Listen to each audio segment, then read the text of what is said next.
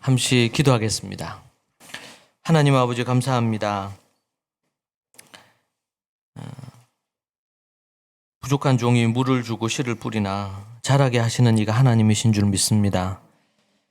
한 영혼 한 영혼 하나님께서 깨닫게 하시고 또 자신의 한계를 뛰어넘게 하시고 오직 하나님의 말씀과 성령의 능력이 아니고서는 불가능한 줄 압니다.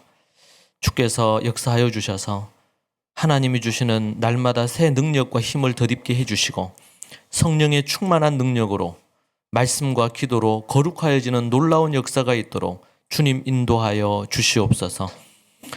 믿음으로 간증한 이들에게 간증의 그 삶이 주님 재림하시는 그때까지 그리고 생이 끝나는 그때까지 계속 지속되고 더욱더 성장할 수 있도록 도와주시고 인도해 주옵소서.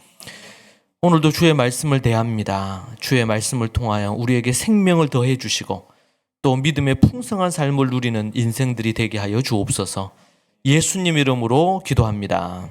아멘. 우리 함께 하나님의 말씀 보도록 하겠습니다. 하나님 말씀 계시록 9장 20절과 21절의 말씀입니다. 우리 함께 찾아서 우리 함께 합독하도록 그렇게 하겠습니다. 요한계시록 9장 20절 그리고 21절 말씀입니다. 함께 우리 읽도록 그렇게 하겠습니다. 이 재앙이 죽지 않고 남은 사람들은 손으로 행한 일을 회개하지 아니하고 오히려 여러 귀신과 또는 보거나 듣거나 다니거나 하지 못하는 금, 은, 동과 목석의 우상에게 절하고 또 그 살인과 복술과 음행과 도둑질을 회개하지 아니하더라. 아멘. 오늘 그럼에도 불구하고 회개치 아니하더라라는 제목으로 여러분과 함께 말씀 나누기 원합니다. 우리는 이스라엘 백성들이 광야를 지내는 동안 또 그리고 갖가지 많은 핍박과 어려움과 고통과 이런 것들을 지나면 사람들이 회개하고 돌이키지 않을까 이런 생각을 하곤 합니다. 그리고 우리가 이제 오늘 볼 말씀을 쭉 살펴보다 보면 10가지 재앙이 출애굽기에 나오는 10가지 재앙이 또 생각이 나거든요. 이제 그런 부분들을 보다 보면 바로가 이제 웬만하면 10가지 재앙이 있기 전에 한 두세 가지 재앙이나 서너 가지 재앙에서 멈출 만도 한데 끝까지 가잖아요. 끝까지. 이제 그런 것들을 생각할 때 과연 사람은 어느 정도가 되어야지 회개하는가? 그리고 언제쯤 회개할 수 있는가? 진정으로. 제가 요번에 설교 준비하면서 출애굽기 말씀과 관련된 걸 다시 쭉 읽어봤어요. 그러니까 바로가 10가지 재앙이 있을 때 중간중간마다 내가 잘못했다. 나를 용서해다오. 그리고 이 재앙이 멈추도록 내 하나님께 기도해다오. 이런 얘기가 몇 번 나와요. 그런데 이제 그 재앙이 멈추고 나면 또 다시 돌아가죠. 또 원점으로. 여러분 우리는 어떻게 하나님 앞에 회개했고 또 이 세상은 어떻게 사람들이 하나님 앞에 진정으로 회개하고 하나님께 돌아올 수 있을까요? 회개라는 주제는 이 시대에 그렇게 중요하게 다루어지는 주제는 아닙니다. 회개는 그렇게 심각하게 꼭 필요한 부분으로 생각하지도 않습니다. 심지어 이제는 교회 안에서도 예수님 믿는다고 고백하고 어떻게든 바로가 중간중간 고백한 것처럼 잘못했다. 나 예수님 믿는다. 이렇게 얘기하면 값싼 복음이라고 얘기하고 값싼 회개라고 하죠. 값싼 회개만 있어도 그 사람이 진정으로 회개했다고 취급하고 넘어갑니다. 회개. 그런 부분에서 오늘 우리가 요한계시록 이제 9장의 이제 끝부분인데 우리가 읽었던 말씀은 9장 전체와 8장의 앞부분, 8장의 뒷부분을 우리가 좀 같이 좀 볼 필요가 있습니다. 자, 7인 재앙이 이제 끝이 나고 7 나팔 재앙이 시작되는 대목이 이제 8장 뒷부분입니다. 그리고 이제 거의 7가지 그 나팔 재앙 중에 또 대부분의 부분들이 이제 9장에서 언급되고 마무리되고 이제 10장으로 넘어가면서는 6번째 재앙, 등장하고요. 여섯 번째 나팔, 그리고 일곱 번째 나팔 부는 얘기가 10장에 나옵니다. 지금 우리가 이제 그 부분을 우리 요한계시록의 이제 중간을 22장까지 있는데 중간을 넘어서고 있는 대목입니다. 이제 여기 보면 8장 7절에 보니까 첫째 천사가 나팔을 부는 내용이 나옵니다. 첫째 천사가 나팔을 불어요. 나팔을 부는데 첫째 천사가 나팔을 부니까 피 섞인 우박이 일어나요. 지금 우리 요한계시록에서 종말 예수님의 재림 때 어떤 현상이 일어나는지 얘기하는데 크게 세 가지, 일곱 인, 일곱 나팔, 일곱 대접 심판이 일어납니다. 일곱 인이 이제 끝이 나고 일곱 번째 인을 떼면서 나팔 재앙이 시작이 되는 부분이죠. 첫 번째 나팔이 불어질 때 어떤 재앙이 임하냐면 피 섞인 우박과 불이 땅에 쏟아집니다. 그래서 땅의 3분의 1이 타버려요. 그래서 수목, 관련된 나무들이나 이런 것들이 싹 다 타버리는데 3분의 1 정도가 타버립니다. 그로 인해서 사람들이 죽습니다. 둘째 천사가 나팔을 부니까 바다의 생물의 3분의 1이 죽습니다. 우리가 지금 살고 있는 이 시대를 보면 최근에도 일본에서 지난번에 방사능 관련 때문에 일이 있었는데 그걸 이제 담아두고 있던 이미 담아두었다 하더라도 흘러나가고 있다고들 얘기하는 기사들도 있는데 그러한 부분들에 대한 것들 흘러나온다 그러면 전 세계에 소위 말하는 이 바다의 오염이 매우 심각하게 일어날 것이라고 얘기하고 있죠.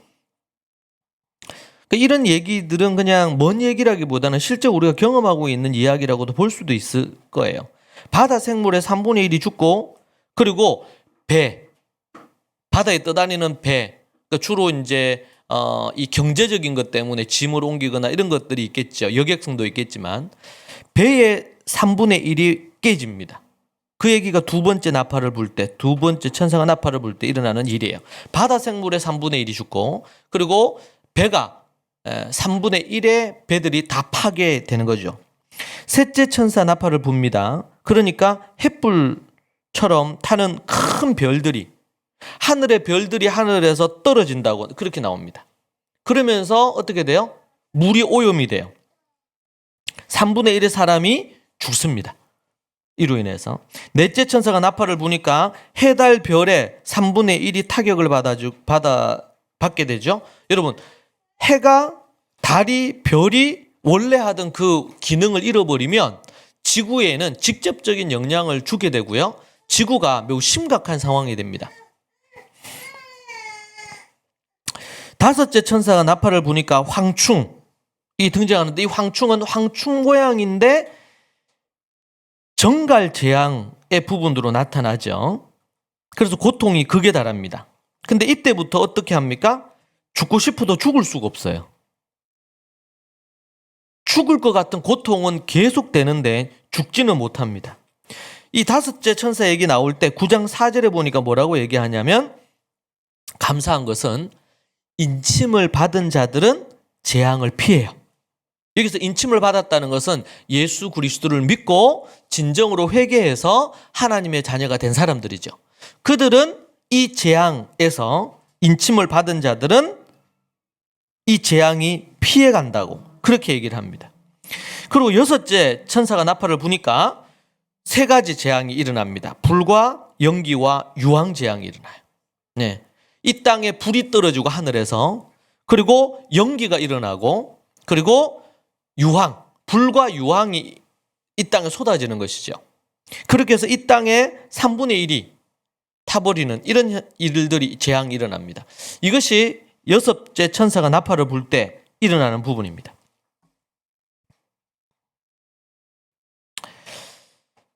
지금 마지막 때가 되면은 우리는 세월이 지나면서 문명이 발달하고 이렇게 해가지고 유토피아가 건설될 걸로 생각을 했는데 인류 역사에서는 근데 그게 아니고 갈수록 더 하나님을 대적하고 타락하는 일이 생기는 것입니다. 요즘 얼마나 많이 발달했습니까? 인터넷이 발달하고 스마트폰이 발달하면서 지금 우리가 이런 바이러스로 인해 가지고 여러 문제들이 생기지만 갖가지의 많은 그렇지 못한 업무들도 있지만 많은 부분들이 신속하게 업무가 처리가 되면서 이 돌아가는 일이 되는 부분들이 많지 않습니까? 이렇게 문명은 계속 발달합니다. 이제는 수륙 차들이 나와서 그리고 이제 얼마 지나지 않으면 아직 상용화가 되진 않았지만 날아다니는 차들도 이미 개발돼서 곧 나온다고 하죠.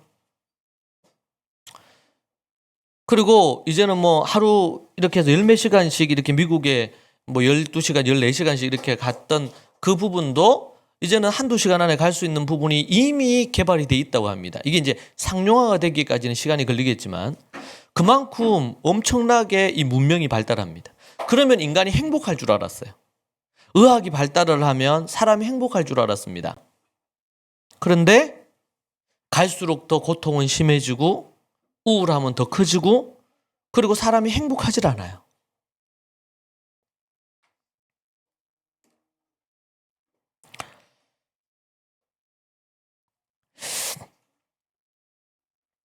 우리가 9장 5절부터 10절에 보면 이 다섯째 나팔, 황충의 재앙에 대한 얘기가 나옵니다. 이것을 볼 때 우리는 애굽에서 10가지 재앙이 임했던 것들을 생각하게 됩니다. 좀 더 세밀하게 이 재앙을 좀 몇 가지만 살펴보면 애굽의 많은 이들은 그 재앙이 하나님의 권능에 의한 버림을 알았습니다. 이런 고통이 올 때 인간은 하나님께 나아가서 회개해야 되는데 회개하지 않습니다. 이런 재앙에도 불구하고 이 땅은 회개치 않고 계속 더 큰 죄악을 저지릅니다.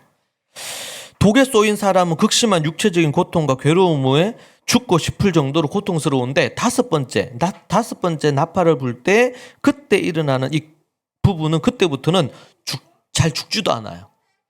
그 고통을 견디기 위해서 다량의 진통제를 투여하고 먹을 것입니다. 그럼에도 불구하고 사람들은 바로처럼 고집을 부리면서 강팍함을 꺾질 않아요. 황충의 모양을 자세히 이제 살펴보면 준비한 말들 같고 그 머리에는 금 같은 관을 썼고 그 얼굴은 사람의 얼굴 같고 또 여자의 머리털 같은 머리털이 있고 그 이빨은 사자의 이빨 같고 철호심경, 이게 흉패라 그러죠. 철로 된 것을 하고 있고 그 날개들의 소리는 병거와 많은 말들이 전쟁터로 달려가는 소리와 같다고 그렇게 얘기를 합니다. 뭐뭐 같고 뭐뭐 비슷한 이런 비유적인 표현을 표현하고 있습니다. 여러분 우리가 이 요한계시록을 볼 때 생각을 해야 될 것이 누구의 관점으로 봐야 되냐면 요한의 관점으로 봐야 됩니다. 우리의 관점으로 보면 안 되고 요한은 2000년 전 사람입니다. 사도 요한은. 그 사람에게 하나님이 지금 환상을 보여줬어요. 일어날 일들에 대해서. 그러니까 그걸 보니까 볼 때 이 요한은 자기가 경험하고 자기가 알고 있는 여러분 요한이 만약에 이 시대 사람이라면 그런 걸 보면서 비행기로 묘사를 했을 수도 있겠죠. 그런데 요한이 있었던 당시에는 비행기가 없었잖아요. 그러니까 요한이 경험한 것 안에서 요한이 본 부분으로만 표현될 수밖에 없는 거예요. 우리는 성경이 이 초시대적인 부분으로 우리에게 초월적인 부분에 시간과 공간을 초월해서 주어졌지만 그러나 이것이 기록될 당시에는 그때 그 당시의 배경으로 쓴 거예요. 그러니까 요한이 보고 요한이 듣고 요한이 아는 지식 내에서만 기록할 수 있어요, 이게. 그러니까 뭐라고 표현하는 거예요? 뭐와 같고 정갈과 같고 그런 형태로 사자의 이빨 같고 모양은 그런 부분으로 다 표현을 하는 것이죠. 그래서 짐작을 할 수 있는 거예요. 요한이 본 것을 우리는 요한이 본 그대로를 보고 있는 게 아닙니다. 요한이 아는 것, 느끼는 것, 자기가 체험한 것을 자기의 시각으로만 표현하는 거예요. 그러니까 하나님이 보여주신 그대로를 쓸 수가 없어요, 실제로. 네. 그래서 황충이 뭐냐 이렇게 얘기할 때 세 가지 설이 있습니다. 세 가지. 이게 비본질적인 거예요. 제가 지난주 설교했죠. 이단과 사이비가 가장 많이 나오는 성경이 요한계시록입니다. 이 요한계시록을 어떻게 해석하느냐에 따라서 이단이 될 수도 있어. 그러니까 많은 목사들과 신학자들이 요한계시록을 안 건드립니다. 그래서 그 유명한 종교개혁자인 깔뱅이라고 얘기하죠. 켈빈께서는 요한계시록 주석만 안 썼어요. 다른 주석 다 썼는데 이걸 건드리기를 안 썼단 말이에요. 자, 그런데 요한계시록만큼 이 시대에 필요한 성경도 없어요. 왜? 미래에 대해서 우리에게 말씀해 주신 미래 보고서예요. 그리고 어떻게 그리스도인들이 종말을 준비하고 재림을 준비할 건지에 대해서 얘기를 했단 말이에요. 제가 요한계시록을 연구한 게 이제 이번이 세 번째인데, 세 번째로 해서 성경을 하나하나 뜯어가지고 세 번째 연구를 했어요. 요 번째 연구한 것이 그 전에 연구한 것보다 엄청나게 많은, 저도 이제 변화가 있었고, 그러면서 깨달음을 주는데요. 제가 연구한 성경 중에서 가장 강력하게 저를 깨어있게 만드는 성경을 딱 한 권을 하라면 요한계시록. 정신이 번쩍 뜨게 만들어요, 이게. 요한계시록. 그렇게 우리에게 말씀해 줘요. 요한계시록. 그래서 황충에 대해서 설이 세 가지야. 제가 요한계시록 설교하면서 여러분에게 설이 있습니다, 이렇게 얘기하고 그러면 이거는 본질적이기보다 요한계시록의 본질은 뭐냐? 예수님이 재림한다. 언제, 어느 때, 어느 장소에 재림할지 모른다. 그런데 반드시 재림한다. 그때에 하나님이 심판하신다. 믿는 자들은 천국으로 들어가고 믿지 않는 자는 지옥불에 떨어진다. 요한계시록의 표현으로 하면 입 맞은 자들은 천국에 들어가고 인을 맞지 못한 자들은 지옥불에 떨어진다. 예. 인을 맞지 않은 불신자들은 심판받는데 그들의 심판은 뭐냐면 지옥불에 떨어지는 심판입니다. 근데 믿는 자들의 심판은 어떤 심판이냐? 믿고 이제 천국에 들어가요. 근데 그들에게는 상급의 심판이 있습니다. 믿는 자들에게는 지옥불에 떨어지는 심판에 대한 심판이 아니고, 백보자 심판이, 그런 심판이 아니고 하나님의 칭찬을 들을 거냐 책망을 들을 거냐 이런 것과 관련된 심판이에요. 제가 오늘 이제 용인에서 설교를 하는데, 용인에 제가 이제 왔어요. 한동안 제가 못 왔습니다. 대구에서 설교하고 영상으로만 이렇게 했었죠. 내일은 우리 또 유니스 학생들을 제가 보려고 합니다. 네. 주님도 떠나시면서 얘기하셨잖아요. 내가 다시 돌아와서 믿음을 보겠다. 없는 동안 어떻게 믿음으로 여러분이 사셨는지 간간히 제가 얘기 듣고 또 간증도 듣고 또 연락 이렇게 톡이나 메일 주시는 분도, 영혼의 일기 보내주시는 분들도 있고 그런 부분들이 있습니다. 인을 맞은 자들이 주님의 백보자 심판 앞에 선다고 성경은 나옵니다. 계시록에 보면. 그런데 나오는데 어떻게 살았는지를 심판받습니다. 어떤 상을 받을지를 결정한단 말이에요. 의의 면류관, 생명의 면류관 받을 수도 있고, 제가 금요일날 설교했는데 그러지 못할 수도 있습니다. 모두가 면류관 받질 않습니다. 여러분, 주님 보좌에서 다스리는 자들이 있는데 천국에서는요, 다스리는 자들만 있는 게 아니고 다스림을 받는 자들도 있습니다. 천차만별일 거예요. 여러분, 천국은요, 요한계시록을 쭉 연구를 해보면 천국은 어떤 일이 있느냐면, 천국은 계층이 많이 나누어질 겁니다. 그곳은 죄가 없어요. 그러니까 시기나 질투나 이런 것도 없어요. 거기는 새하늘과 새 땅에 들어가려면 죄를 가진 자는 못 들어가요. 그러니까 죄가 없어, 그곳은. 그죠? 그렇게 되니까 그곳에서는 그런 고통이 없고 질투도 없고 시기도 없고 어려움도 없고 아무것도 없어요. 그런데 이 땅에서 어떻게 살았냐에 따라서 인생이 다 달라져요. 몇 고유를 다스릴지 하나님이 판결을 내립니다. 그게 이제 심판, 주님의 백보자, 하얀 보좌 앞에서 심판을 모두 다 받아요. 지금도 그렇잖아요. 우리나라에는 워낙 CCTV가 많아가지고 정말 죄를 짓기가 어렵대요. 나쁜 짓 하기가, 왜 다 걸리니까. 그리고 뭐 이런 또 과학 수사 이런 것들이 발달을 해가지고 조금의 뭔가 흔적만 있어도 다 잡아낸다는 거죠. 근데 여러분, 저는 천국에 가면 과거의 모든 것이 필름처럼 돌아간다는 그런 얘기를 예전에 한번 설교 들은 게 있는데, 설마 그럴까? 그랬어요. 그 천국 가면 CCTV의 성능이 100배 이상 좋은 CCTV가, 우리를 보호해주는 수호천사가 있잖아요. 성경적으로 보면 천사가 있어요. 믿는 자들을 지켜주는 천사가 있습니다. 그 천사가 있어요.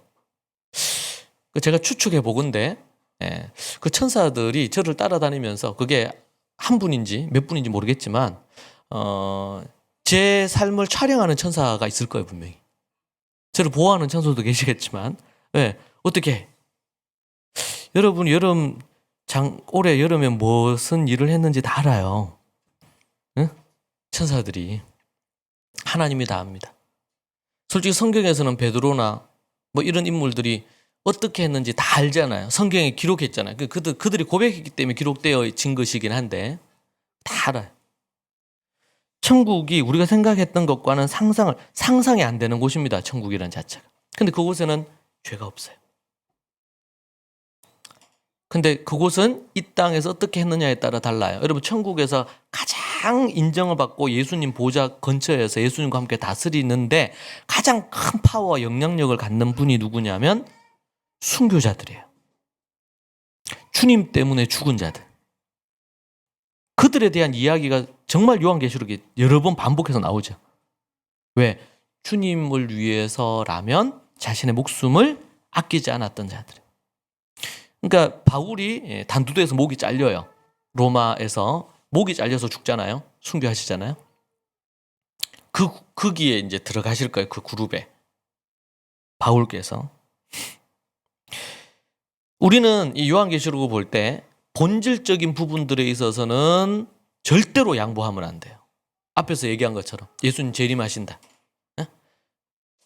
지난주에 설교한 것처럼 이 다미 선교회가 10월 28일에 예수님 재림하신다. 이 말 때문에, 그 말 때문에 이 재림이라 그러면, 예수님 재림 그러면 교회를 다니는 사람들조차도 예수님 재림하시는가? 머리로는 알지. 예수님 재림하시면 믿는 자들이 들림을 받을 거 아니에요? 휴거다는 거죠. 휴거. 성경에는 휴거라는 단어는 없습니다. 근데 들림 받는다는 단어는 있어요. 예수님이 재림하시면, 재림에 있어서도 7년 대환련 전에 재림이 있을 거다, 중간에 있을 거다, 아니면 끝에 있을 거다, 설들이 많아요. 설들이 많은 것을 설들이 많은 걸로 보고 우리가 성경 연구하면서 저도 그 중에서 하나를 여러분에게 얘기할 겁니다. 그러나 세 가지를 다 지금 얘기해 주잖아요. 왜? 알 수 없어요. 성경에서 명확하게 딱 부러지게 얘기 안 하니까. 근데 분명한 건 뭡니까? 들림을 받을 거예요. 휴거가 좀 좀 표현에 거부가 있다면 그냥 들림 받습니다. 주님 재림하시면 들림을 받아요. 근데 이 재림에 대해서도 설이 여러 설이라. 그러니까 그런 부분에 있어서 우리가 큰 울타리 안에서 받아들일 것이 있고, 이 비본질적인 거니까. 그러나 중요한 건 본질은 뭐예요? 재림하신다는 거지.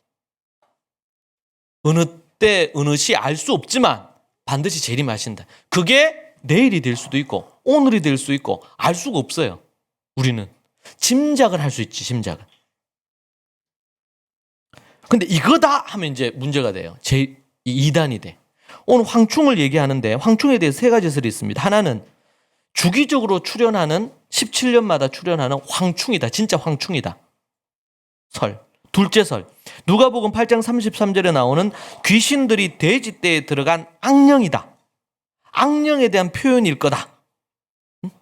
요즘 사탄교를 믿거나 막 이런 사람들이 막 몸에 문신하고 이런 사람들 중에서 보면 정말 좀 이런 어떤 형태의 모습으로 기괴하게 이렇게 하는 경우들이 종종 이런 뉴스나 아니면은 또 사진이나 이런 거 보면 있는 게 있는 것 같아요. 그래서 어떤 한 설은 이 황충이 누구냐? 귀신들이다. 누가복음 8장 30절. 셋째는 현대의 군대일 거다. 가스 마스크를 착용하고 헬리콥터가 있는 그런 무기. 개개인들이 프로펠러를 달고 이렇게 움직이는 이런 형태의 군대가 아니겠는가? 크게 이 세 가지 설이에요. 계속 설이 나오지. 혹시 모르니까요. 자, 그러면은 이럴 때는요, 그냥 다 받아들이면 돼요. 진짜 황충일 수도 있고, 악령일 수도 있고. 그런데 여기 보니까 모양을 아주 구체적으로 얘기를 해놨어. 그죠? 황충에 대한 모양이. 황충인데, 정갈 같아. 황충인데 얼굴은 사자 같아. 그죠? 좀 다르잖아, 이게. 언제 알까요? 우리 주님 재림하시면 압니다. 그리고 이 여섯 번째 재앙이 임하면 알 거예요, 우리가. 다만 이때는 고통이 아주 심한데 죽기를 간절히 바라지만 죽지 못합니다. 황충에게 왕이 있어요. 여기 보니까 9장 11절에 그들에게 왕이 있으니 무저갱의 사자라. 히브리어로는 그 이름이 아바돈, 헬라어로는 아볼루온이라고 하죠. 12절에 첫째 화는 지나갔으니 보라 아직도 이후에 화 둘이 있으리라. 이렇게 얘기를 합니다. 황충들에게 이 왕이 있어요. 이 왕이 이 아바돈인데 이 뜻이 뭐냐면 파괴자, 멸망 이런 뜻입니다. 헬라어로 아볼론이라고 했고요. 그래서 히브리어를 모르는 사람에게 이게 자세히 설명을 해놓은 거야. 요한께서요. 그러니까 이 내용이 단순히 유대인들을 위해서만 기록된 게 아니라는 걸 알 수 있죠. 이 단어는 헬라어 신약 성경에서 딱 한 번 나오는 겁니다. 이 왕은 사탄으로 우리가 보는 것이 적절할 것입니다. 악한 사탄은 파괴자고 영혼을 멸망시킵니다. 사탄은 지금도 죄로 말미암아 가정을 파괴하고 사람의 마음을 무너지게 만들어서 그 마음에 하나님이 원하시는 아름다운 모습 이런 것이 아니고 무너지게 하고 파괴해서 행복한 인생을 못 살게 만들어요. 왕이 사탄이라면 이 황충들은 사탄의 졸개들이죠. 마귀, 귀신들, 악행을 저지르는 이 무리들. 하나님께서는 이들이 입맞은 이들을 해하지 못하도록 명령합니다. 하나님께서는 대환란 시대 동안 살아남아 회개치 않는 인간들에게 고통을 주시는 도구로 이들을 사용을 하고요. 두 가지 화가 대기하고 있다 그래. 이 두 가지 화는 뭘까요? 첫 번째 화, 인. 7인이 끝이 나고 이제는 이제 두 번째 화가 나팔의 화가 진행되는 부분이고요. 그 다음은 7째 나팔 부는 부분이 이어지면서 대접으로 또 이어지게 될 것입니다. 보라 아직도 이후에 화 둘이 있으리로다. 이렇게 얘기하는 것을 통해서 6째 나팔, 7째 나팔 아직 있다는 것을 보여주는 거고 7째 나팔은 그 뒤에 대접 심판을 다 포함을 하고 있어요. 마귀 사단은요, 우리의 인생을 망치는 존재로, 영적인 존재로 계속 우리를 무너지게 합니다. 여러분의 원 가정이 있잖아요.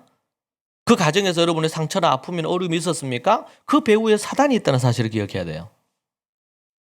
우리도 때로는 알지 못하게 이미 그런 부분에 죄에 물들어 있어요. 그러니까 우리가 원하지 않지만 우리 자녀들에게 상처도 주고 아픔도 주고 이렇게 하면서 파괴해요. 알지 못하는데 새 속에 물들도록 만들었단 우리 자녀들을. 우리도 그렇고요. 이렇게 해서 6째 나팔을 불므로 3분의 1이 죽습니다. 이 재앙으로 말미암아. 나팔을 불 때 6째 천사가 한 음성이 제단의 뿔들로 나오고요. 제단은 속죄를 위해 제사를 드리는 곳인데 금제단의 넷불은 금제단의 네 모서리에 설치된 이 돌출부를 가리킵니다. 넷불에 한 음성이 나와서 순교자들의 호소가 나오고 6장 9절 10절 성도들의 기도가 8장에 등장을 하고 응답이 되죠. 그 음성은 나팔 불기 전에 6째 천사에게 말하는데 큰 강 유브라데에 결박한 네 천사를 놓아주라 그렇게 얘기했어요. 이 유브라데 강은 아라랏산이 있는 알메니아 산맥에서 발원해서 동남쪽으로 있는 산맥에 흐르고 있는 부분입니다. 가장 긴 강이라고 그렇게 얘기하는데 이 강은 좌우 지역에 비옥한 땅이 있고 4대 문명이라고 얘기하는 그 근원지가 이곳에 다 있어요. 아수르, 바벨론, 메데, 파사. 강대국들이 끊임없이 침략했던 점령지기도 합니다. 인류 역사 속에서 가장 핫 이슈가 되는 곳이 유브라데예요. 우리는 이 땅에 사니까 우리는 우리나라에만 사니까 여기가 전부인데 여기서 일어나는 사건이 전부인데 세계사적으로 볼 때 4대 문명이 있던 그곳 유브라데 그곳에서 마지막 종말 때에 큰 사건이 일어날 것을 우리에게 말해주고 있습니다. 이 네 천사가 풀려난 이유는 사람들의 3분의 1을 죽이도록 하나님이 허락하셨고 재앙이 이 땅에 임하는 겁니다. 넷째 나팔이 불 때까지 자연적인 재앙이었습니다. 그런데 5째 나팔이 불어질 때는 사람이 죽어도 죽고 싶어도 죽을 수가 없어요. 죽음이 허락되지 않았습니다. 6째 나팔이 불려질 때 직접 사람을 죽여버리는 그런 재앙이 일어납니다.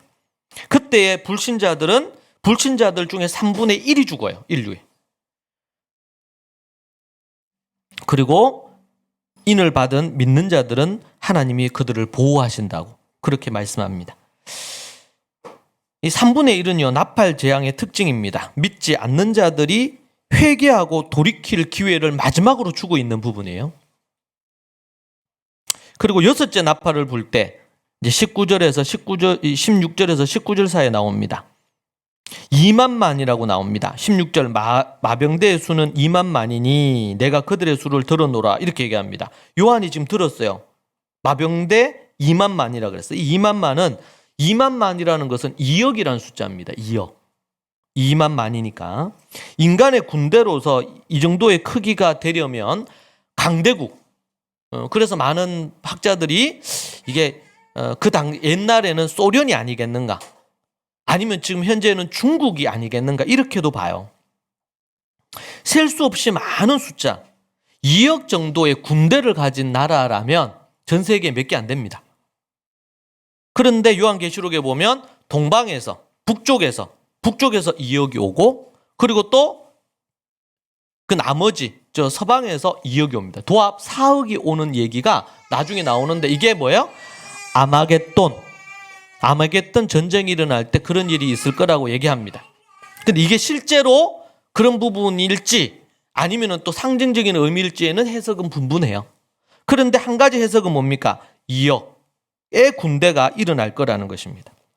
여섯째 나팔 재앙은 인류가 상상할 수 없을 만큼 엄청난 대전쟁이 전 세계에 일어날 것이고, 요한은 그 말들과 그 위에 탄 자들을 보았다고 얘기를 합니다. 17절에서 그 같은 환상 가운데 그 말들과 그 위에 탄 자들을 보니 이렇게 나오죠. 이때 누구를 가리키는가? 어떤 이들은 이게 동물이나 곤충일 거다. 아니면 출애굽기 8장에서 10장을 보면 애굽에서 개구리나 이 파리 메뚜기의 연속이 일어났던 것처럼 그런 종류일 수도 있다. 이렇게도 얘기를 합니다. 또 어떤 해석은 귀신이나 아니면 타락한 천사들, 아니면 군대일 가능성이 진짜 군대일 수 있다. 마병대라고 얘기했으니까 군대일 수 있다 라는 견해. 세 번째 견해는 방대한 이런 살인 병기, 살인 무기를 가진 군대다. 이렇게 이제 또 추측을 합니다. 2억의 군대가 이런 화학전 같은 이런 살인 무기를 갖고 일어날 거다. 이렇게도 얘기를 합니다. 어찌되었든지 간에 그러한 여섯째 나팔은요, 불과 연기와 유황을 뿜어져 나오는 그런 결과를 가져왔습니다. 그게 군대가 됐던, 아니면 자연재해가 됐던, 아니면 그런 황충이나 이런 곤충이나 이런 것이 됐던, 어찌됐든지 간에 불과 연기와 유황이 있을 거라는 겁니다. 이 세 재앙이 있을 것을 17절과 18절에서 반복해서 지금 얘기하고 있어요. 지금도 전 세계가 가지고 있는 수소폭탄, 원자폭탄, 아니면은 핵폭탄을 만약에 다 터뜨리면 지구를 수십 번 멸망시킬 수 있다고 하죠. 그리고 이때 만들어진 그 폭발력 때문에 태양의 그 빛을 차단할 것이라고 얘기합니다. 그러면은 이제 이 지구 땅에는 완전한 빙하 시대가 되는 거예요. 예. 햇볕이 없으면 우리가 그거 할 수가 없으니까 얼어 죽을 수밖에 없죠. 무지한 인간의 어떤 욕심과 야망으로, 그래서 많은 어떤 학자들은 여기에 나오는 불과 연기와 유황이 미래에는 일어날 일에 대하여 이것이 핵폭탄이나 아니면 인간이 만든 이 폭탄의 폭발력으로 인해 만들어지는 그런 모양이 아니겠는가, 그렇게 추측을 합니다. 인간의 어떤 욕심, 야망으로 인해서 서로를 죽이는 이런 전쟁이 일어나고, 문명이 발달함과 동시에 뭐도 같이 발달합니까? 무기도 같이 발달합니다. 무기도. 제일 가까운 이 북녘 땅이 전 세계에 이 무기를 보급하는데 아주 1, 2위를 다투는 나라입니다. 북한이. 예. 여러분, 이 땅이 아무리 문명이 발달하고 무기가 발달하고 의학이 발달한다고 해도 그것은 우리에게 인류에 유익을 줍니다. 그러나 우리가 기억해야 될 것은 우리의 안전은 그러한 것으로 우리의 안전이 보장되질 않아요. 우리의 안전은 오직 예수 그리스도 그분 안에서만 안전하게 보호받을 수가 있는 것이지, 인류의 문명이 아무리 발달하고 기기가 발달하고 뭐 차도 그렇고 뭐 집도 그렇고 뭐 스마트 집도 나오고 스마트 기기도 나오고 스마트 차도 나오고 얼마나 좋은 세상이 되어갑니까? 그런데 그것이 절대 평안과 행복과 안정감을 줄 수가 없어요. 일시적일 뿐입니다. 믿습니까? 여러분, 이것을 놓치면 우리는 저 하늘나라를 소망 안 하고 예수님을 소망 안 하고 주님의 말씀 아래에 거하는 그 안정감을 추구하지 않고 이 땅의 것으로 자꾸 우리의 안정과 평안을 누리려고 하는 거예요. 왜? 이 땅이 갈수록 더 행복해지고 좋아지는 거예요. 그러니까 뭐예요? 교회도 더 이상 죄를 회개할 부분에 대해서 강조점을 두지 않는 거예요.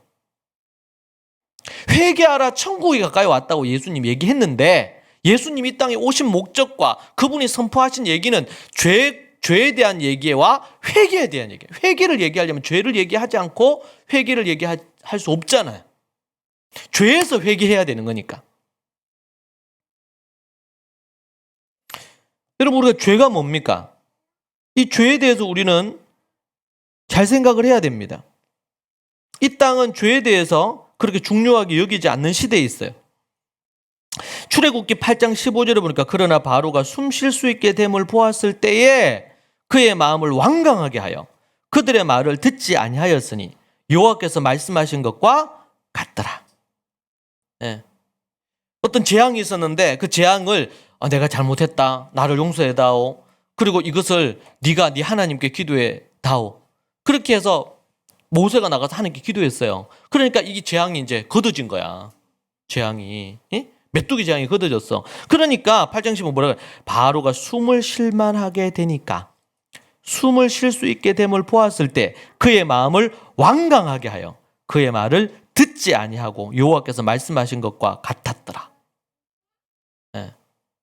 재앙이 걷어지니까 마음을 완강하게. 10장 7절에 보면 출애굽기 바로의 신하들이 그에게 말하되 어느 때까지 이 사람이 우리와 함께 되리이까 그 사람들을 보내어 그들의 하나님 여호와를 섬기게 하소서. 왕은 아직도 애굽이 망한 줄을 알지 못하시나이까. 바로의 신하들이 얘기하는 거예요. 지금 이제 애굽이 망했습니다. 이제는 이 재앙들 때문에 저들을 빨리, 모세와 저들을 빨리 내보내가지고 저들의 하나님 여호와를 섬기게 하라고 신하들이 지금 바로에게 막 난리가 난 거예요. 그러니까 이때 잠시 이제 모세를 불러가지고 누가 나갈 거냐, 얼마나 나갈 거냐 막 이러면서 얘기를 해요. 잠시 뒤로 물러서는 것 같아요. 그러나 흔쾌히 내보내지 않습니다. 결국 이 재앙이, 메뚜기 재앙이 임하고 그 재앙 앞에서 하나님 앞에 스스로 하나님이 자신이 신이라고 얘기했잖아요. 바로가 짐이 곧 하나님이다, 태양신의 아들이라고 그렇게 자타가 인정을 했단 말이에요. 바로를. 근데 자존심이 상하는 거예요. 저 속국에 있는 노예로 있는 저들이 믿는 하나님보다 내가 약하냔 말이에요. 왜냐하면 그 당시에는 전쟁에서 이기면 우리 신이 승리했다 이렇게 얘기하고 우리가 믿는 이 신이 최고다 이렇게 얘기했거든요. 태양신, 애굽에서 섬겼던 신이. 그런데 그냥 이름도 없고 아무것도 없는 이 히브리인들이 섬기는 그 하나님, 여호와 하나님, 저 신보다 내가 더 약하단 말이냔 말이에요. 이걸 도저히 받아들일 수 없어요. 그러니까 쫓아내지 못하는 이유 중에 하나도 그것도 있어. 자존심을 상하는 거예요. 바로가. 내가 신인데.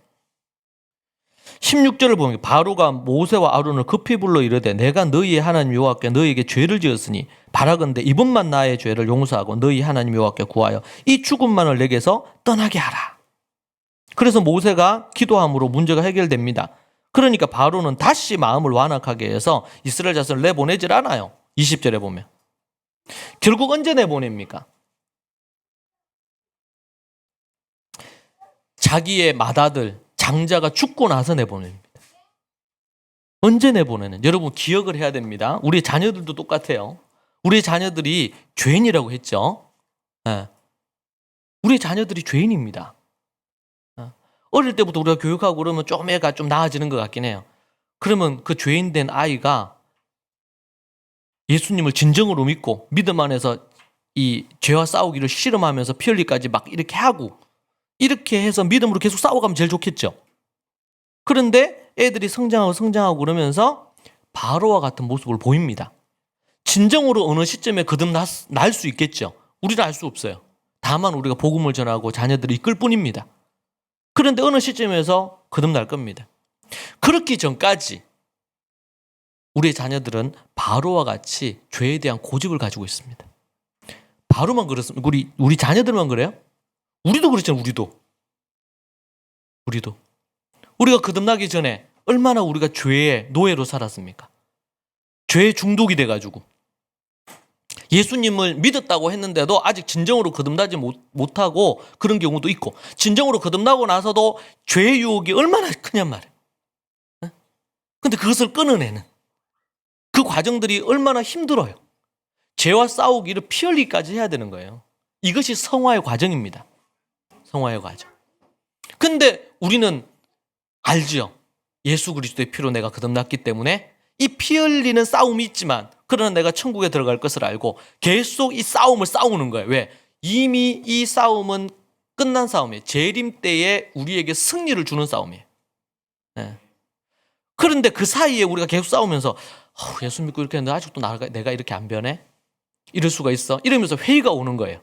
이걸 뭐라 그러냐면, 따라 하시죠. 미혹. 사단이 계속 미혹하는 거예요. 그리고 주님을 버리고 떠나도록 계속 유혹하는 거예요. 믿어봤자 볼 거 없다. 믿어가지고 네가 이 땅에서 뭐가 잘 됐냐 말이에요. 믿고 났는데 얼마 지나냐 병이 들었네. 믿었는데 뭘 하다가 보니까 또 망했네. 그러면 이제 뭐야? 미혹이 오죠. 미혹이. 우리를 계속 유혹하는 거예요.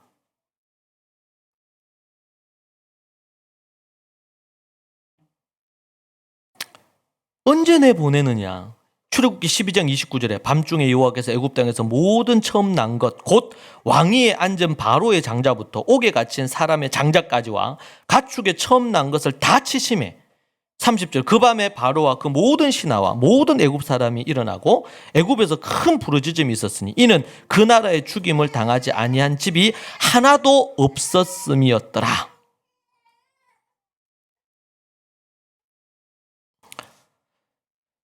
드디어 이스라엘 자손이 애굽에 거주한 지 430년 만에 애굽에서 나온다고 말합니다. 이게 40절과 42절까지 내용이에요. 하나님은 이들을 여호와의 군대라고 칭해요. 출애굽하는 이스라엘 백성들은. 여러분, 인류의 가장 큰 문제는 죄입니다. 지금 낙태법 때문에 말들이 많죠. 무분별한 거룩한 결혼이 아닌 무분별한 성관계와 결혼 이전에 아니면 결혼을 떠나서 저지르는 갖가지 많은 것으로 인해서 심각한 많은 문제들이 생깁니다. 여러 가지 이유가 있습니다. 낙태를 해야 될 우리나라의 현재의 법에도 낙태할 수 있는 합법적인 이유가 있습니다. 그런데 이번에 이걸 바꾸겠다는 거죠. 왜 이런 문제들이 생깁니까? 지금도 끊이지 않고 학교 폭력으로 인해서 자살하는 아이들이 있습니다. 청소년의 자살률이 하루에 30명입니다.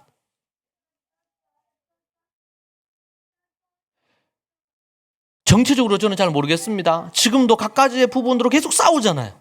검찰 개혁을 해야 된다 어쨌든. 그런데 뭐예요? 갖가지의 많은 문제들에 대해서 왜 이런 문제들이 계속 생깁니까? 사람들의 탐욕 때문에, 죄로 인한 문제입니다. 이 세상은 정치 문제가 중요하고 경제 문제가 중요하다고 얘기합니다. 아닙니다. 100% 아니에요. 그 배후에 이 죄의 문제가 있습니다. 죄로 인해서 생겨나는 그런 결과일 뿐이에요, 실제로는. 이 문제를 해결을 못하면, 그러니까 예수님이 이 땅에 오셔서 다른 거 안 하셨어요. 이스라엘 백성들은 우리를 로마에서 해방시켜 주시오. 왜 예수님은 그 독립운동을 안 하냔 말이에요. 독립은 해야지. 우리가 이렇게 고통받는데, 유대인이라면. 예수님, 하나님이시라면 우리를 해방시켜 줘야 되지 않냔 말이에요. 그래서 우리나라에서 독립운동을 했던 많은 크리스찬들 중에서 이 독립운동자들이 그걸 이제 성경적으로 보면 1세기 당시에는 열심 당원들입니다. 그 독립운동가들이거든요. 폭력으로 어떤 문제들을 해결하죠. 근데 예수님은 그게 가담을 안 했어요. 문제는. 그리고 예수님 뭐 하셨냐면 회개하라는 거예요. 회개하라. 당장 이스라엘 민족의 급한 문제, 불을 꺼줘야 되는데 로마에서 해방을 시켜야 될까요? 로마를 확 밀어내야지. 나중에 하나님께서는 이 로마를 멸망시키죠. 그래서 지금 모양이 돼 있는 거잖아요. 전 세계를 그렇게 파괴했던 로마가 멸망하죠. 그러나 예수님이 그때 그렇게 안 하셨어요. 그때 뭐 하셨어요? 죄를 선포하셨어요. 죄가 뭡니까? 자기 원하는 대로 하고 싶은 대로 하는 겁니다. 내 뜻대로 하는 것입니다. 근데 예수님을 믿는다는 것은 이젠 더 이상 내 뜻대로 안 하겠다는 거예요. 여러분, 우리 가운데 한 명도 자기 원하는 대로 살면 안 됩니다. 거듭났다면. 네. 주님 원하는 대로 살아야 됩니다. 아멘입니까? 자기 원하는 대로 살면 안 돼요. 자기가 원하는 게 주님이 원하는 거하고 맞으면 문제가 없어요. 그런데 내가 원하는 게 주님이 원하는 것과 좀 달라. 아니면 반대돼요. 그럼 어떻게 될까요? 죄를 짓는 거예요.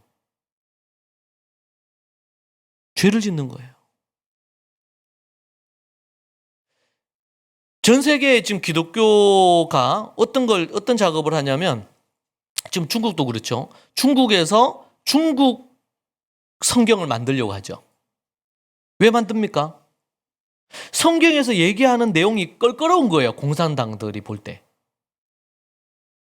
그래서 중국에 맞는, 공산당의 거기에 맞는 부분이, 그 부분에 대한 성경을 다시 만드는 거죠.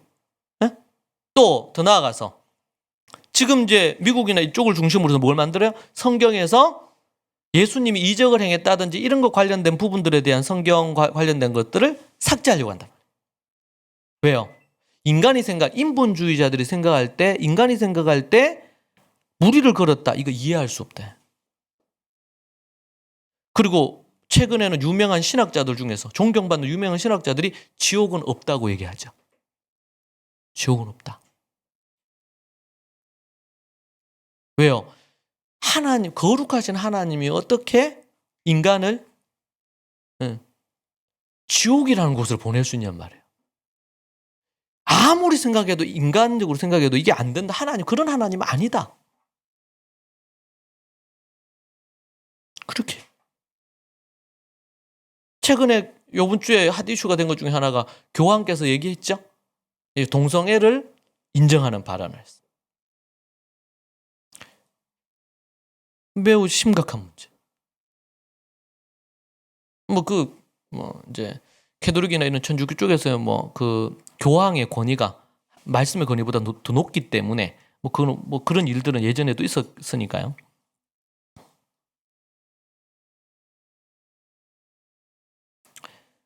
죄의 문제. 근데 죄에 대해서 얘기하는 부분을 별로 안 좋아합니다, 이 시대는. 교회조차도, 크리스찬들조차도. 네. 그러니까 회개 얘기를 할 수가 없어요. 노아처럼 우리는 얘기해야 돼요. 외쳐야 됩니다. 자신이 원하는 대로 하는 것이 죄이고, 그런 죄를 갖고 살다가 죽으면 영원한 지옥불에 떨어집니다. 이단들은 더 진짜처럼 말합니다. 잘못된 가르침을 가지고 있는 이단들은 담대하게 전합니다. 자기들이 믿는 것을 갖고. 자신들에게 들어와야지 14만 4천이 되고 구원이 있다. 이렇게 얘기하면서. 그런데 진짜 예수님을 믿는 우리들은 이 세상을 향해서 진짜 그 복음을, 우리가 믿는 바를 말하지 않는 거예요. 우리가 모두 다 죄인이다. 이 죄에서 건진받지 못하면 구원에 이를 수가 없어요.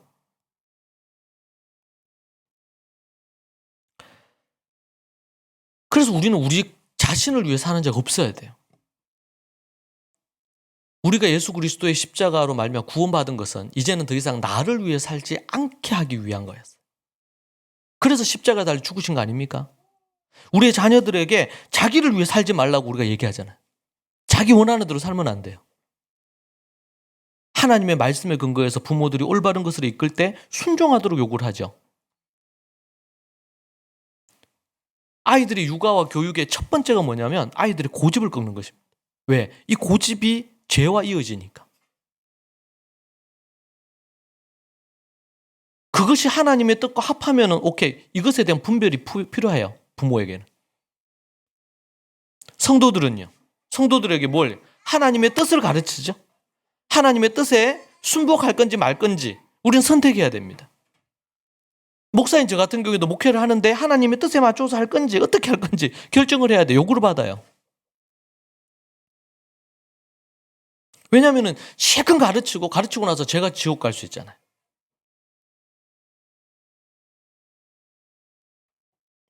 여러분 죄가 얼마나 중독성이 강합니까?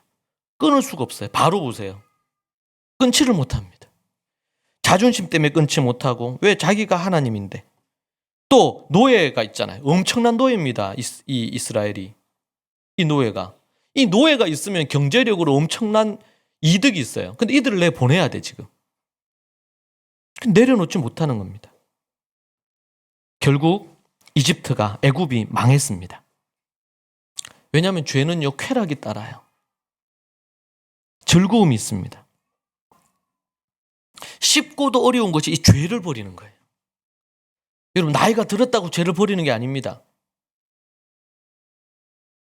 뭔가 이 세상에 많은 경험을 했다고 죄를 내려놓는 게 아니에요. 여러분 이렇게 앞에서 얘기한 것처럼 이런 재앙들이 쭉 있어서 3분의 1이 죽고 뭐 이런 놀라운 일이 있었는데도 불구하고 오늘 본문의 말씀에서 뭐라고 얘기를 합니까? 20절과 21절의 말씀에서 같이 한번 읽어볼까요? 이 재앙에 죽지 않고 남은 사람들은 손으로 행한 일을 회개하지 아니하고 오히려 여러 귀신과 또는 보거나 듣거나 다니거나 하지 못하는 금, 은, 동과 목석의 우상에게 절하고 또 그 살인과 복술과 음행과 도둑질을 회개하지 아니하더라. 아멘. 여기 보니까 이 재앙이 죽지 않은 남은 사람들은 손으로 행한 일을 회개하지 아니하더라는 거예요. 이름에도 불구하고 회개를 안 해. 지구의 3분의 1이 죽는데도 불구하고 회개를 안 해. 정말 죽을 것 같은 고통인데도 죽지 못하고 사는 거예요. 그럼에도 불구하고 회개를 안 해. 지금 바이러스로 인해서 우리가 생활하기가 정말 어렵고 갖가지 말이 회개를 안 해요. 이 땅이 교회를 핍박하고 크리스찬들을 욕하고 그리고 하나님의 말씀을 갈수록 더 거부해. 이런 재앙이 일어남에도 불구하고 바로가 따로 있는 게 아니죠. 그런데 예수님을 믿고 착한 양심을 갖고 하나님 앞에 거룩함으로 나아가는 자들은 더욱더 회개에 힘쓰게 되는 거예요. 더욱더 거룩함에 애를 쓰는 거예요. 왜? 주님의 재앙을 아니까. 주님의 재림 종말에 어떤 심판이 있는지 아니까. 갈수록 더 하나님 앞에 경건하게 살고 믿음으로 살려고 애를 쓰고 그렇게 하다 보니까 어떻게 됩니까? 핍박을 받고 순교를 당하고 이럴 수밖에 없겠죠. 근데 세상은 더 재미난 것을 원해요. 더 즐거운 것을 원해요. 그런 쾌락을 원해요. 제가 아이들을 교육하다 보면 아이들이 어린 아이들인데도 자기가 원하는 즐거운 거 이런 거 정말 원해요. 어른들도 정말 재미난 드라마 그렇게 끊기가 어렵잖아요. 자기들이 생활 패턴 끊기가 어렵잖아요. 우리 앞에서도 귀한 간증해 주셨어요. 정말 그게 즐거움이 쾌락이 있거든요. 쇼핑하는 것도 쾌락이 있고 드라마 보는 것도 쾌락이 있고 얼마나 쾌락적이에요. 드라마도 보니까 월요일 화요일 끝나고 나면 수목 드라마 하지. 수목 드라마 끝나고 나면 뭐 주말 드라마 하지. 끊임없이 엄청난 수백억을 들여서 드라마를 찍고 영화를 만들고 이렇게 하잖아. 이제는 스마트폰 하나로 다 볼 수 있어 누워서. 이 쾌락을 어떻게 끊겠냔 말이에요. 근데 예수 그리스도를 믿는 자들은 하나님의 말씀을 더 사랑하고 말씀과 기도에 힘쓰며 하나님 앞에 더 그렇다고 해서 뭐 이렇게 뭐 드라마를 보거나 이렇게 했던 게 다 죄다 악이다 이렇게 얘기하는 게 아니에요 지금. 우리에게 더 중요한 거 주님이 원하시는지 주님이 기뻐하시는지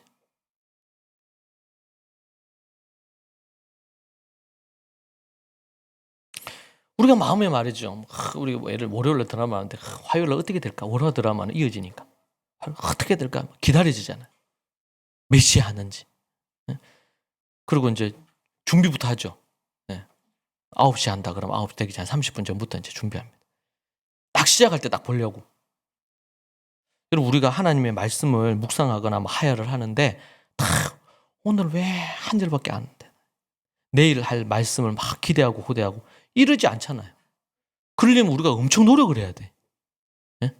이번 주에 성경을 연구했는데 다음 주에는 어느 시간에 그 전에 딱 1시간 전에 준비합니까? 딱 준비해가지고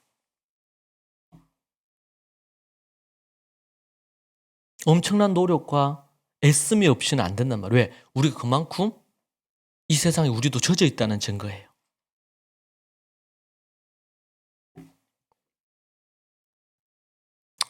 갖가지의 많은 그런 부분들이 있음에도 불구하고 쉽게 끊지를 못합니다. 어떻게 끊을 수 있을까요? 오늘 아까 전에 간증을 하는데 참 너무 귀하죠? 두 분 간증이 너무 귀해요. 그 간증대로 계속 사시기를 축복을 합니다. 근데 이제 보면은 강의를 들으면서 셀프 리드 강의를 들으면서 인식이 바뀌었대. 인식이. 여러분 중요해요. 우리는 기독교는요. 교회는 말씀의 종교라고 하잖아요. 여러분 성경은요. 우리의 인식을 바꿉니다. 인식이 바뀌어져야 돼. 일단은. 여러분 인식이 바뀌면요. 변화가 시작됩니다. 네. 변화가 시작돼. 내가 가치로운 존재구나. 내가 이런 중독이나 이런 것들을 끊을 수 있구나. 다스릴 수 있구나. 인식이 바뀌면 변화가 시작돼요. 두 번째는 그러면은 인식만 바뀌면 다 바뀌느냐? 아닙니다. 앞에서 간증할 때도 얘기했잖아요. 정말 다시 또 올라옵니다. 그런 게. 다시 또 올라와요. 성령이 막 충만해서 막 이렇게 될 때는 괜찮은데 또 다시 스물스물 올라옵니다. 그게 죽을 때까지 계속 그럴 거예요. 우리에게. 그래서 뭐가 필요합니까? 말씀으로 인식이 바뀌고 나서 계속 그 말씀을 연구해야 되는데 그 다음 두 번째로 필요한 게 뭐냐면 기도입니다. 기도. 이 말씀을 붙들고 성령으로 기도를 해야 돼요. 왜? 우리는 이 말씀의 역사가 우리의 삶에 나타나려면 성령님이 함께 하셔서 성령의 역사가 일어나야 되거든요. 내 힘으로 나를 바꿀 수 있는 게 아니에요. 내 힘으로 뭔가를 끊어낼 수 있는 게 아니에요. 말씀 자체가 능력이 있으니까 인식을 바꾸기 때문에 끊어지지요. 두려워지지요. 네. 싫어져요. 그 죄가. 그러나 몸에 이미 중독이 돼 있잖아. 몸에 배어 있잖아요. 그러니까 다시 또 몸이 그걸 알아요. 그걸 하고 싶어. 근데 그걸 어떻게 이겨요? 전신갑주 입어야 되죠. 전신갑주. 에베소서에. 전신갑주를 입고 마지막이 뭡니까? 전신갑주 마지막이. 기도입니다. 기도. 하나님 앞에 통곡하면서 기도하고 하나님께 아뢰고. 그래서 말씀과 기도 외에는 말씀과 기도로 뭐 해진다 우리가? 거룩하여지더라. 아멘입니까? 말씀과 기도로 거룩하여지더라. 제가 여러분에게 얘기했죠. 아침에 딱 눈 뜰 때 드라마 바이블 틀고 시작하라고. 다른 거 이렇게 뒤적거리지 마시고. 그리고 찬양 틀어놓으시고. 네? 하나님의 말씀으로. 그리고 또 기도해야 돼요. 기도 안 하면 메마른 신앙이 됩니다. 알기는 뭐 엄청 많이 아는 것 같아. 성경을 연구도 하고 뭐도 하고 이렇게 말씀 8가지는 뭐 많이 아는 것 같아. 근데 이걸 갖고 뭐 해야 돼요? 기도해야 돼요. 주님 역사해 달라고. 나를 변화시켜 주시고 하나님 역사해 달라고. 이 어려움과 이 고비를 넘길 수 있는 힘을 달라고 나에게. 내 감정을 다스릴 수 있도록. 하나님 도와달라고. 자꾸 두드려야 되죠. 하나님께. 이 두 번째. 그리고 세 번째. 이걸 이겨내기 위해서 세 번째. 인식이 바뀌어야 돼. 말씀이 필요하고. 두 번째는 기도해야 돼요. 기도로. 제가 얘기했어요. 여러분에게 이때까지 10번 넘게 얘기하는 것 같아. 뭐 하지 말고 기도해요? 염려하지 말고 기도하란 말이에요. 선택을 해야 돼. 우리는 어떤 문제가 생기면 염려할 건지 기도할 건지. 근데 손바닥 뒤집지 그냥 기도하면 돼요. 기도. 근데 기도 안 하는 순간 뭐가 들어와요? 염려와 걱정이 우리 안에 들어와요. 염려와 걱정. 먼저 인식이 바뀌어야 되고 그러고 나서 기도해야 되고 그러니까 기도로 그걸 해야 돼. 세 번째는 그것을 바탕으로 뭐 해야 돼요? 될 때까지 해야 될 때까지. 훈련해야 돼요. 트레이닝을. 계속 해야 됩니다. 계속. 우리 크리스찬들은 절대로 할 수 없는 거. 낭망하면 안 돼요. 낙심하고 좌절하는 거 하더라도 잠시 해야 돼. 잠시. 베드로가 얘기하죠. 불시험을 당할 때 너희들이 어떻게 하라고? 잠시 낙심할 수 있으나 잠시예요. 잠시가 일주일이 되면 안 되고 한 달이 되면 안 돼요. 잠시는 그냥 몇 초나 그냥 몇 분 정도 해야 되지. 우리가 큰 어려움을 당하거나 시험 당하면은 잠시 낙담할 수 있어요. 우리 인간이잖아, 우리도. 그럼 어떻게 해요? 그러면은 잠시 낙담하고 나서는 기도 잘해 와야지. 기도 잘해. 우리는 지금 이제 공간이 부족해서 지금 용인교회 같은 경우에 되게 예배 드리고 지금 3층에 거기서 예배 드리고 이렇게 하는데 우리 대구교회 식구들 같은 경우에는 이제는 예전에는 이제 공간이 하나밖에 없었기 때문에 거기에도 학교도 하고 이렇게 했기 때문에 그런데 이제는 공간이 따로 있어 예배당이 따로 있으니까 언제라도 와서 기도하면 돼. 매일 아침 저녁으로 교회 나와서 기도해야 돼요. 우리 이제 용인교회도 이제 우리 저 광주로 옮기고 나면 그 이제 예배당 따로 있습니다. 그러면은 언제라도 와서 하나님 앞에 부르짖어 기도하고 하나님께 아뢰고. 초대교회 성도들이 아침에 새벽에 나와서 아침에 일찍 기도하고 저녁에 또 퇴근하면서 우리 남성들은 또 그렇게 기도하고 하루에 1시간 20분. 기도 안 하면 자기를 못 이겨요. 기도 안 하면 낙담하고 좌절할 수밖에 없어요. 그리고 나서 그 다음 뭐 해야 돼요? 그 기도를, 말씀과 기도를 계속하면서 될 때까지. 이미 어릴 때부터 상처와 아픔을 해서 막 고질적으로 너무 심각한 문제가 있어. 그러면요, 세상에서는 뭐라 그러냐면 이거 안 바뀐다 그럽니다. 상담을 해도 안 바뀐다 그래요. 하나 성품 바꾸는데 10년이 걸린다 그래요. 근데 여러분 나이 50이 돼서 그 문제를 발견했다. 그러면은 죽을 때까지 2개, 3개, 기껏 해봐야 4개 성품밖에 못 바꿀 거 아니에요. 습관을. 그런데 성령이 우리와 함께 하시고 하나님의 능력이 임하면 가속도가 붙는 거예요. 가속도가. 안 될 것 같던 것이 되고 생각하지 못했던 상황들이 열리기 시작하고 하나님의 역사가 일어나는 거예요. 내가 나를 내려놓고 이렇게 하기도 힘든데 내 자식들, 내 손자 때까지 내가 극복한 그것을 넘어서서 복을 계속 받는 거로 하나님의 역사가 그렇게 임한단 말이에요. 될 때까지 계속해야 돼요. 그래서 우리 크리스찬들은 낙심할 수 없어. 왜? 그냥 계속 가는 거예요. 계속. 그렇게 하다가 주님 만나는 거예요. 그러면 주님 뭐라 그러실까요? 착하고 충성되다. 애썼다. 눈물을 닦아주시면서 위로해 주시면서 저 천성으로 이끌어 가셔가지고 주님과 함께 다스리는 자리에 서지 않겠어요? 크리스찬들이 무너지는 이유가 뭡니까? 낙심해서 포기하기 때문에. 포기하지 않으면 반드시 되게 돼 있어요. 근데 포기해요. 사랑하는 여러분, 이 세상은 계속 갈수록 악해질 것입니다.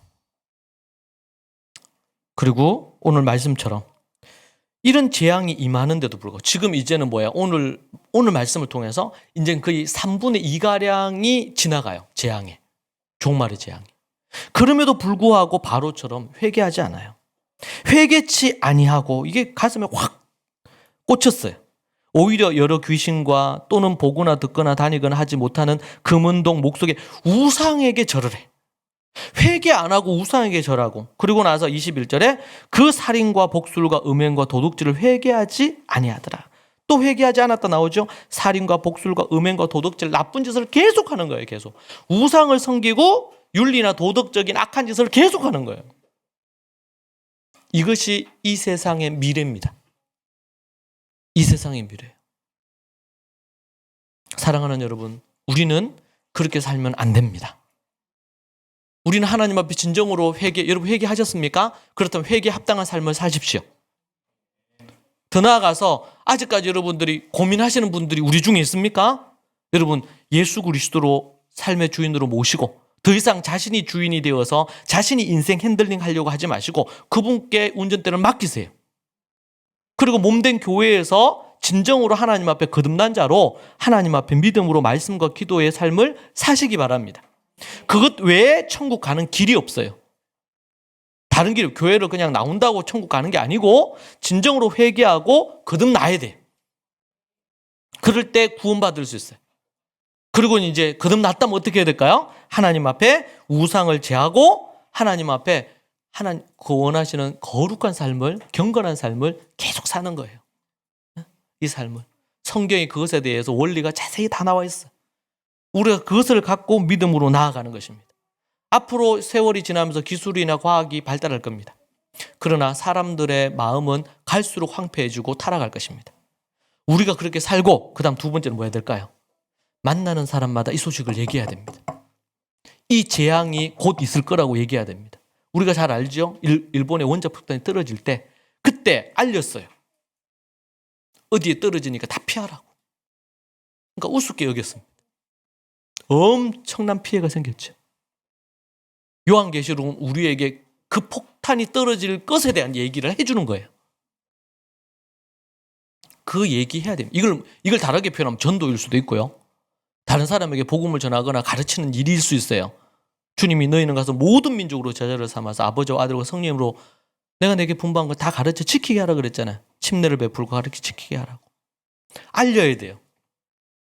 하나님의 심판이 임할 것이고 이 땅은 갈수록 악해져 갈 것이고 그렇기 때문에 어떻게 돼요? 거룩한 삶을 살아야 돼요.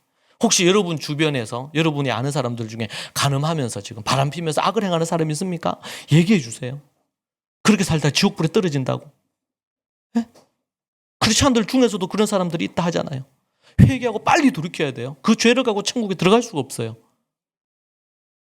사랑하는 여러분, 우리는 그렇게 살 뿐만 아니라 이 계시록의 말씀을 전하면서 그렇게 살도록 얘기해야 돼요. 뭐 당연히 우리 자녀들에게도 그렇게 얘기해야 될 거고 우리 가족들에게 얘기해야 되고 이웃에게 다 얘기해야 되죠.